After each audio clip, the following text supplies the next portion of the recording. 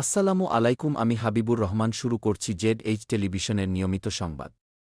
ত্রয়োদশ জাতীয় সংসদ নির্বাচনে বাংলাদেশ জাতীয়তাবাদী দল বিএনপির নিরঙ্কুশ বিজয় অর্জন করায় রংপুরের বদরগঞ্জ উপজেলার গোপালপুর ইউনিয়নে ৮ নং ওয়ার্ড বিএনপির আয়োজনে দোয়া অনুষ্ঠিত হয়।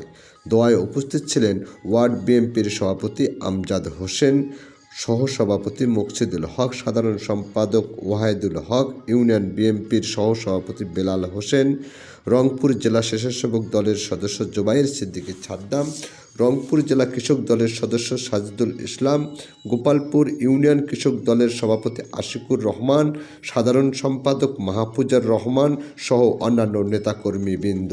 দোয়া পরিচালনা করেন গোপালপুর ইউনিয়ন বিএনপির যুগ্ম সাধারণ সম্পাদক হাফেজ মাওলানা Mohammad Mostafa Kamal. News desk, Z television.